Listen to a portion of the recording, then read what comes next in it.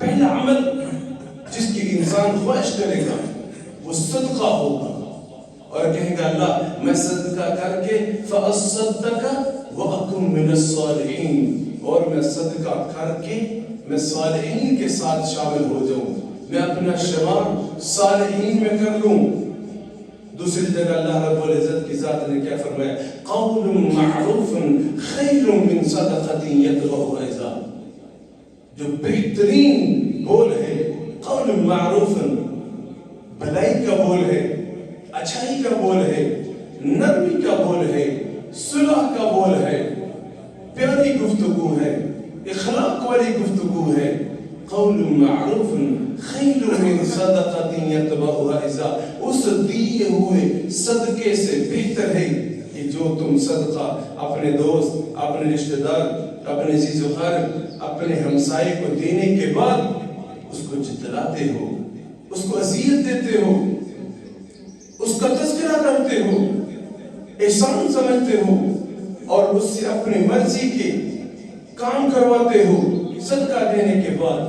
اللہ رب العزت کی ذات نے فرمایا قول معروف خیر من صدقۃ یتبعها اذا، یہ تمہارا نرمی کا بول بولنا، اچھائی کا بول بولنا، اخلاق والا بول بولنا، نرمی والا بول بولنا اس دیے ہوئے صدقے سے بہتر ہے جو تم دینے کے بعد کسی کو اگر اذیت دو، دکھ دو، تکلیف دو۔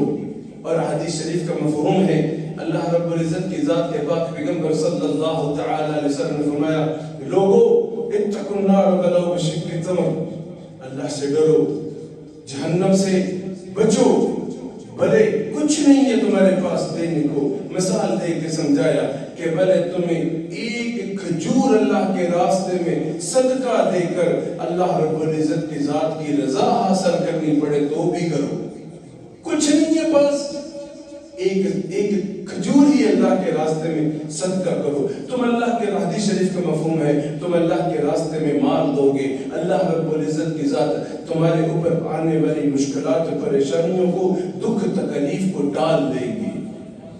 اللہ رب العزت کی ذات کے پاک پیغمبر صلی اللہ تعالی علیہ وسلم نے فرمایا تم اللہ کے راستے میں صدقہ دو گے، اللہ رب العزت کی ذات تمہاری عزت میں، تمہاری احترام میں، تمہارے مقام میں، تمہاری نموس میں اللہ رب العزت کی ذات اضافہ فرمائیں گے۔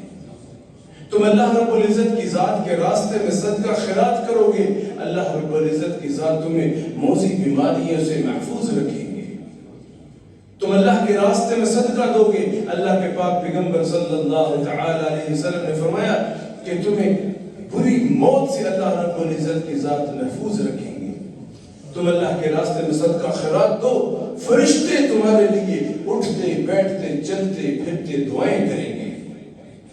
اور اللہ کے پاک پیغمبر صلی اللہ تعالی علیہ وسلم نے فرمایا جو شخص اپنے مال کا صدقہ دیتا ہے، اپنے مال میں سے کچھ مال نکال کر اللہ کے راستے میں دیتا ہے، اللہ رب العزت کی ذات اس کو دل کی سختی سے محفوظ فرماتے ہیں کہ اس کا دل سخت نہیں ہوتا، سخت مزاج نہیں پھر ہوتا، پھر اس کے مزاج میں اللہ رب العزت کی ذات ایک نرمی لے کے آتے ہیں۔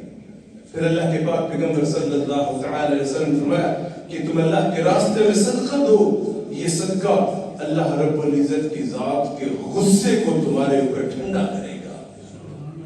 پھر اللہ کے پاک پیغمبر صلی اللہ تعالی علیہ وسلم نے فرمایا لوگو صدقہ دو، صدقہ دو، یہ صدقہ تمہیں قیامت کے دن اللہ رب العزت کی ذات کی رحمت کے سائے کے نیچے جگہ عطا فرمائے گا۔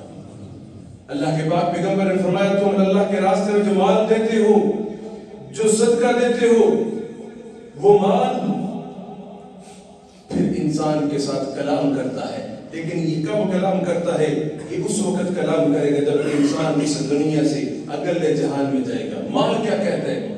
مال کہتا ہے کہ میں پہلے فنا تھا، تو مجھے خرچ کرتا، صدقے کے علاوہ میں نے فنا ہو جانا تھا، میں نے ختم ہو جانا تھا، لیکن تو نے اس مال میں سے کچھ مال نکال کر اللہ کے راستے میں دیا۔ اب پہلے میں فنا تھا، اب تو نے مجھے بقا بخش دی ہے۔ پھر یہ مال کیا کہتا ہے؟ یہ مال کہتا ہے کہ پہلے میں تیرے ہاتھ میں تھا، میں تیرے ہاتھ میں تھا، اب جب تو نے مجھے اب اس مال میں سے کچھ مال نکال کر اللہ کے راستے میں دے دیا ہے، پہلے میں تیرے ہاتھ میں تھا، اب میں اللہ کے ہاتھ میں چلا گیا ہوں۔ پھر یہ مال کیا کہتا ہے کہ پہلے تو میری حفاظت کیا کرتا تھا، میری حفاظت میں لگا رہتا تھا، میری تقدیر میں لگا رہتا تھا، اب جب تو نے مجھے اللہ کے راستے میں تھوڑا سا دیا ہے، اب میں تیری حفاظت کروں گا، میں تیری حفاظت کروں گا۔ اور یہ مال کیا کہتا ہے؟ حدیث شریف کا مفہوم ہے کہ جب انسان تھوڑا سا صدقہ اللہ کے راستے میں دیتا ہے، یہ مال کہتا ہے پہلے میں تیرا دشمن تھا۔ بہت زیادہ مال بھی انسان کا دشمن بن جاتا ہے۔ یہ مال کہتا ہے پہلے میں تیرا دشمن تھا، اب تو نے اللہ کے راستے میں دے کر مجھے اپنا دوست بنا لیا ہے، مجھے اپنا دوست بنا لیا ہے۔ اور میرے بھائیو، اللہ رب العزت کی ذات کے پاک پیغمبر صلی اللہ تعالی علیہ وسلم نے فرمایا، بڑی بات کہنا، اخلاق والی نرمی کی بات کہنا، نیکی کی بات کہنا، یہ بھی صدقہ ہے۔ اور اللہ کے پاک پیغمبر صلی اللہ تعالی علیہ وسلم نے فرمایا، گھر سے وضو کر کے سنتیں پڑھ کے مسجد کی طرف آنا، ہر قدم کے بدلے اللہ رب العزت کی ذات صدقہ دینے کا اجر و ثواب عطا فرماتے ہیں۔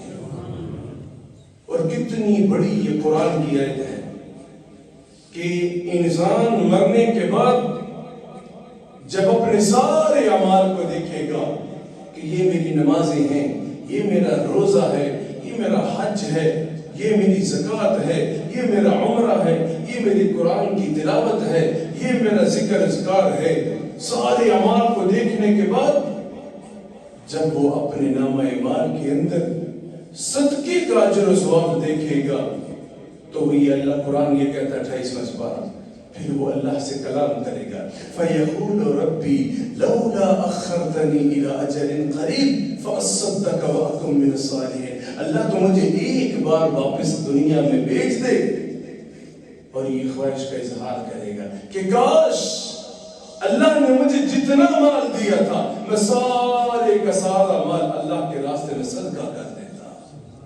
کتنا بڑا اجر و ثواب ہے۔ تو میرے بھائیو، ہمیں چاہیے کہ ہم اپنے مال میں سے روزانہ کی بنیاد پر کچھ نہ کچھ صدقہ خیرات ضرور کریں۔ اور پھر قرآن نے کیا حکم دیا کہ یہ صدقہ خیرات آپ اعلانیہ بھی کرو، چھپ کے بھی کرو، تضرعاً و خفیہ۔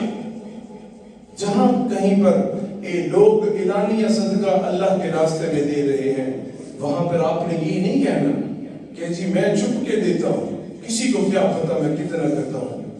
قرآن یہی کہتا ہے کہ جہاں پر سارے لوگ اعلانیہ طور پر دیتے ہیں، آپ بھی اعلانیہ طور پر دیں۔ اور اگر کہیں موقع آ جائے چھپ کے اللہ کے راستے میں صدقہ خیرات کرنے کا، تو چھپ کر بھی اللہ کے راستے میں صدقہ خیرات کریں۔ اللہ رب العزت کی ذات سے دعا ہے کہ اللہ رب العزت کی ذات ہم سب کو صدقہ خیرات کرنے کی توفیق عطا فرمائے، اور جو ہم اللہ کے راستے میں دیتے ہیں اللہ رب العزت کی ذات اس کو اپنی بارگاہ میں قبول فرمائے۔ وآخر دعوانا الحمد للہ رب العالمین۔